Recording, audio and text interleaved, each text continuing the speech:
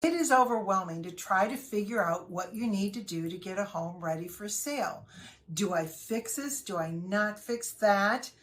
Am I wasting my time and money? Will I get a good rate of return? How do I distinguish the difference? Well, I'm about to give you 5 things that you do not have to do when getting ready to sell your home, and it starts right now.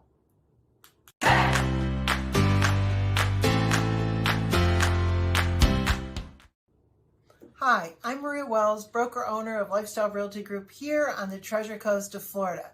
So when selling a home, even in this hot seller's market, there are some things that you should do, but there's also fixes that you don't need to do because they're not going to garner you any extra money. So your rate of return on both money and time is not worth it. So I'm going to give you those 5 along with some ideas of what you really need to do to make sure that you get the most for your home, even in this hot selling market. So let's get started here. So number 1, don't remodel your kitchen and bathrooms.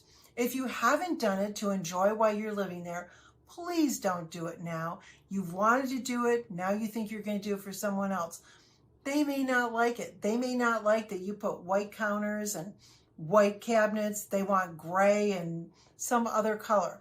So only remodel a kitchen and bathroom if that's something that you want to do for the enjoyment of your home while you've lived there.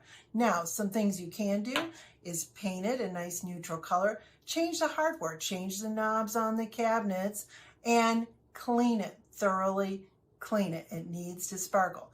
Number 2, don't replace the flooring. You may decide that you need to put tile. You're going to remove the carpet, you're going to put tile, but maybe a buyer wants wood or bamboo or something different on those floors.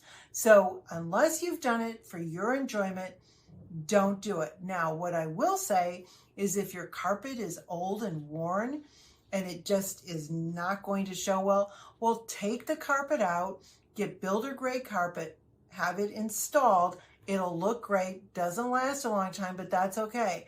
Because when you put carpet down, it makes it so easy for a buyer, if they decide to change flooring, just to rip up the carpet versus trying to get jackhammers to take out tile or the wood floors. Number 3, don't replace the roof. If there are leaks or it needs to be repaired, please repair it. That's very important. But don't replace it unless you want to do it for your enjoyment again, because a new owner may not want the type of roof that you put in. You put in shingle, they may have wanted metal, or maybe they wanted tile. So if it's a roof that's end of life and at least it's not leaking, then give them a credit towards a new roof. In Florida, roofs are very important for hurricane protection. Number 4, don't fix beyond the value of the neighborhood you live in.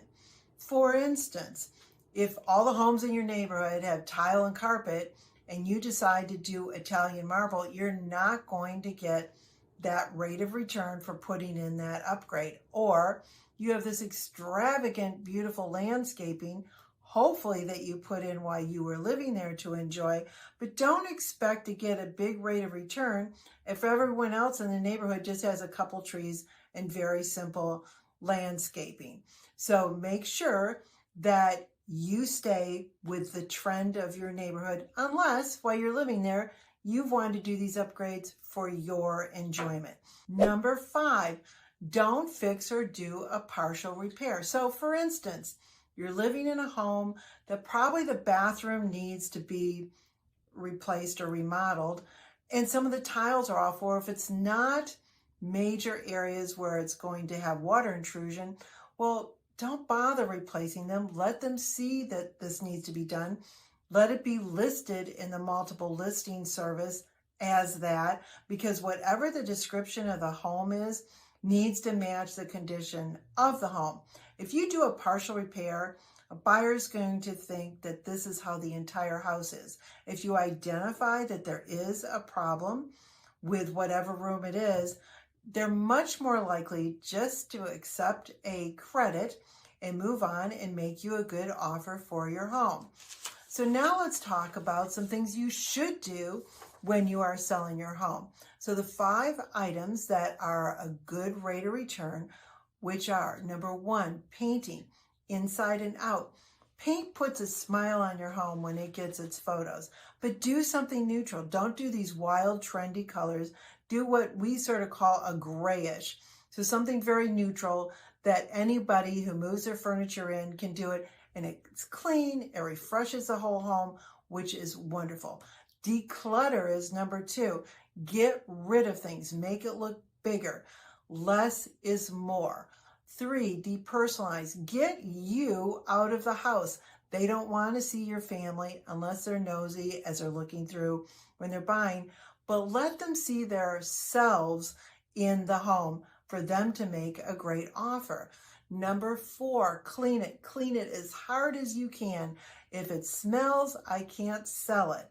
But if it's clean, sparkles, refreshing, that really compensates for a lot of things that still need to be done in the home. And number five, clean up and prune your landscaping and also add mulch. I hope these ideas help you. Click below for more information. Happy house hunting.